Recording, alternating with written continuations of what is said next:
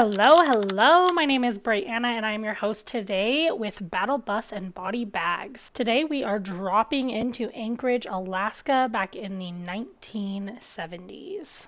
To be specific, we're dropping in on Christmas Day in 1971, when 18-year-old Celia Van Zanten was found frozen to death in the Alaska wilderness. It was clear to authorities that she had been abducted while hitchhiking 3 days prior and attacked afterwards. She had been sexually assaulted and had a knife slice on her chest.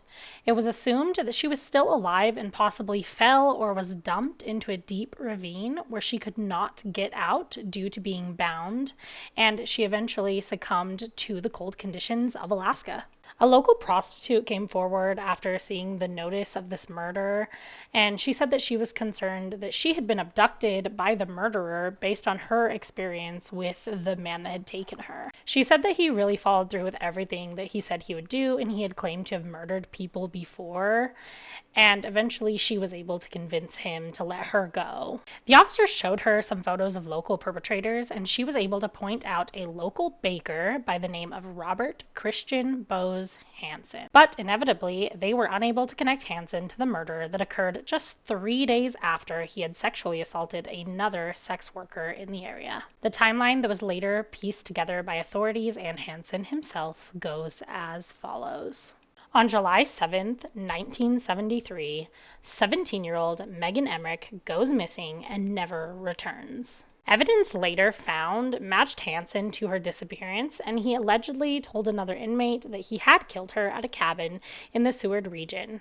He never admitted anything about this case to the authorities. On July 5th, 1975, 22-year-old Mary Thill is dropped off at a local bakery by a friend, and then later spotted that day near a waterfall by her home. After that, she was missing and not seen again. Hansen again denied being involved in this abduction, but he was at the place of the crime, and a fellow prisoner did say that he had allegedly told them about this victim as well. 5 years later, on May 19th, 1980, Hansen goes to dinner with 24-year-old Joanna Messina. According to Hansen, the dinner went really well, but he became upset when Messina offered him sex in exchange for cash. At that point, he refused to pay her, but he also refused to let her go, and he ended up taking her and her dog to the nearby Snow River. He struck her with his .22 caliber revolver, shot her twice, and shot her dog once. Just barely over a month later, on June 28, 1980, Roxanne Eastland, age 24, vanishes after going to meet an unnamed man in Anchorage. Hansen did admit to killing Roxanne, however, her body was never recovered. At this point, authorities were unaware of these murders, but in July of 1980, police discover the body of an unidentified woman in Eklutna, Anchorage, Alaska. The woman's body had been discarded several months before it was discovered, and she was thought to be between 16 and 25 at the time of her death. Her cause of death was ruled as a single stab wound to the back, and locals ended up dubbing her as Eklutna Annie. Her true identity is still unknown today. Detective Glenn Floth was part of the task force created after multiple bodies were found in and around Anchorage and the Matanuska-Sustina Valley. Around this time, Lisa Futrell, a 41-year-old woman, was working at a nightclub where she met Hansen. She went missing and was kidnapped by Hansen on September 6, 1980. And then, on July 10, 1981, Malay Larson, 28, was reported missing. Later that year, in November of 1981, Sherry Morrow told friends a man had offered her $300 for nude photographs. She was not seen alive again.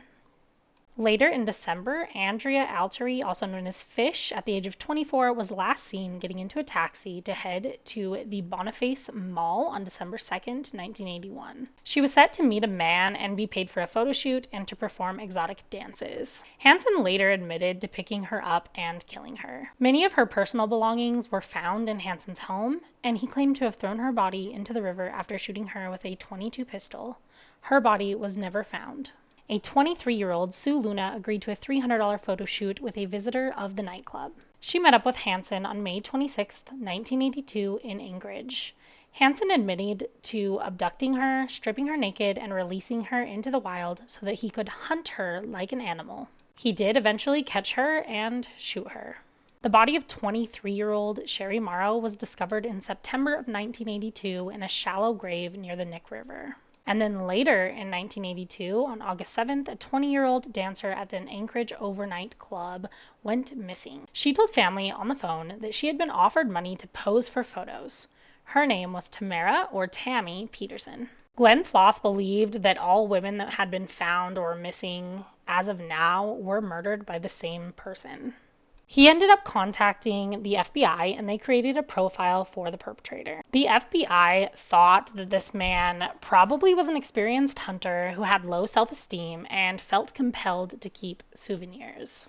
Based on the crimes, they also assumed that he had a history of being wronged by women. Floth took this and he began searching for suspects. Meanwhile, in May of 1983, Angela Lynn Feddern, 24, was reported missing. Her boss, where she worked at the nightclub, called and made the report, but she had not been seen since February.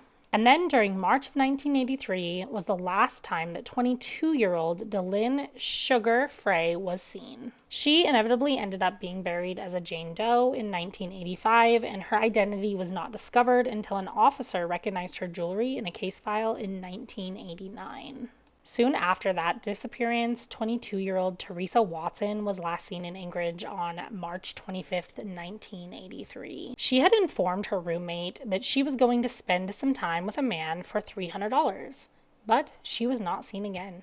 On April 25, 1983, Hansen struck again when he abducted Paula Golding, a 30-year-old woman. He ended up shooting her when she attempted to fight him and flee.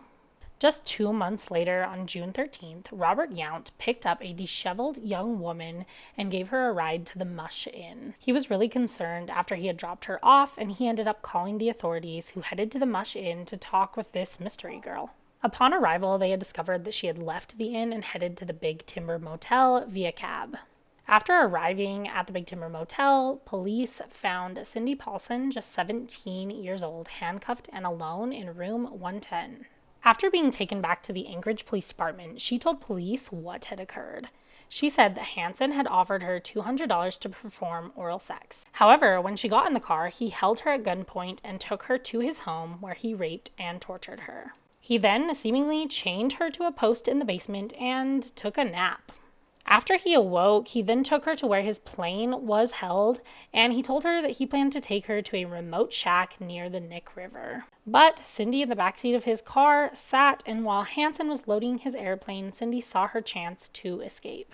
She was able to crawl out of the back seat and into the driver's seat to open the door and run with her hands still handcuffed behind her back. She also let police know that she had left her blue sneakers in the back seat of Hansen's sedan as evidence that she had been there. On July 19, 1983, 19-year-old Robin Perkley goes missing. When Detective Floth becomes aware of this and he comes across Hansen, he realizes that he fit the profile and owned a plane to access the area. Using the testimony of Cindy Paulson and the FBI's profile, Floth was able to get a search warrant for Hansen's plane, vehicles, and home. When they searched the home, they found multiple pieces of jewelry belonging to the missing women. They also found firearms hidden in a corner of the attic, and eventually they found an aeronautical map with 37 X marks hidden behind the headboard of Hansen's bed.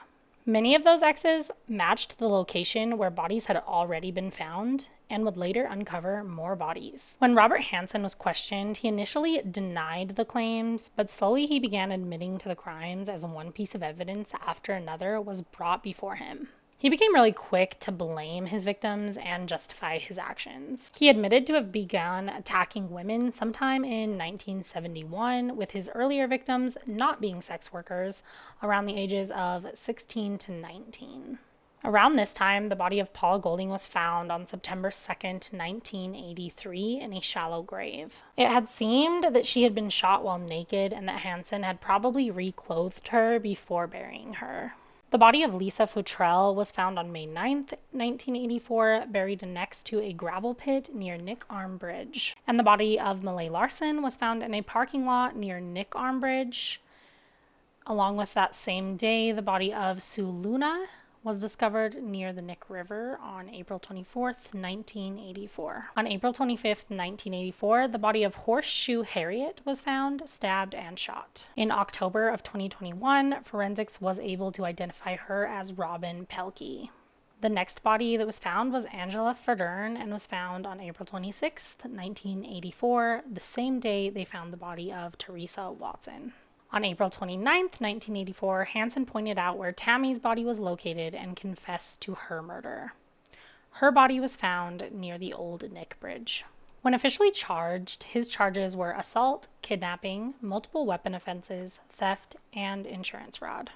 The insurance fraud charge was due to a claim made by Hansen that some hunting trophies had been stolen. He used the proceeds to buy the plane that he used in the crimes, and Hansen claimed during the trial that he had found the trophies in his backyard later on, but had forgotten to inform the insurer. Robert Hansen was born in Estherville, Iowa on February 15, 1939. His American mother, Edna Hansen, had birthed him and two younger siblings with his father, Christian Hansen, an immigrant and a local baker from Danish descent. They moved to California for a short time and then ended up returning to Iowa, settling in Pocahontas in 1949 when Hansen was just 10 years old. He was described as being a quiet loner who was really shy. He suffered from bad acne that left him permanently scarred, and he enjoyed hunting and archery while he was growing up. He ended up joining the U.S. Army Reserve in 1957, but was discharged 1 year later. After that, he then worked as a drill instructor at a police academy back in Pocahontas, Iowa, and ended up marrying a younger woman in 1960. She ended up divorcing him during his first arrest, which we will talk about, and then he married again in 1963 and had 2 children. He took his wife, Darla Henriksen, and his 2 children and moved up to Alaska in 1963, where he opened his own bakery. Later, Darla would tell officers that she was aware that he frequented prostitutes, but had no idea that he was a serial killer. She seemed to support herself and the 2 children mainly on her own, with Hansen spending all of his money from the bakery on himself. After his final arrest and sentencing, she took her 2 children and they moved back to Arkansas. During that first arrest, Hansen was diagnosed with manic depression and schizophrenia, so there was an awareness of a mental disorder, but she really just had no idea at the extent of what Hansen was doing. That first arrest that we were talking about happened in December of 1960, which is when his first wife had decided to divorce him. Robert Hansen ended up being arrested for burning down a bus garage in Iowa as revenge for his mistreatment in high school. He served 20 months for this. And between 1960 and 1967, he was arrested several times for petty theft charges. In December of 1971, Hansen ended up being arrested twice. The first being the abduction and assault with a deadly weapon and attempted rape of an unidentified housewife. Second was for the rape of an unidentified sex worker, which is around the time of his first murder. He was originally sentenced to 5 years for this, but ended up serving 6 months, and then he was released on a work release. During the same time, he was also charged with attempting to steal a chainsaw from a Fred Meyer store, and he was required to complete psychiatric treatment, but he was again released early. During the trial, they found that the bullets found at one of the crime scenes matched Hansen's rifle, and he entered into a plea bargain. He ended up pleading guilty to the 4 homicides that they actually had evidence for. These homicides were of Messina, Morrow, Eklutna Annie, and Golding. In exchange, he provided information about the other victims, helped decipher the aviation map, and recover the bodies. He served his time in a federal prison and had no publicity with the press. Hansen ended up showing authorities 17 grave sites around south central Alaska, 12 of which were unknown to investigators. Robert Hansen did tell police that he had let some women go if they were able to convince him that they would not report him. Based on the evidence that the authorities did have, the remains of 12 of an assumed 37 victims were returned to their families. Robert Hansen was sentenced to 461 years in prison with no possibility of parole. He was dubbed the Butcher Baker, and after several moves within the prison system, Hansen ended up dying in prison at the age of 75 on August 21st, 2014. If you want to look further into this, there are some movie adaptations, including The Frozen Ground in 2013 with Nicolas Cage and Naked Fear from 2007, which is loosely based on Hansen. Our Dexter fans will be interested to know that Dexter New Blood was also very loosely based on Hansen's crimes. There were quite a few documentaries released about Robert Hansen or the Butcher Baker, including the FBI Files, Hunter's Game, and many more. Make sure you join us back here next Wednesday for our next case on Battle Bus and Body Bags.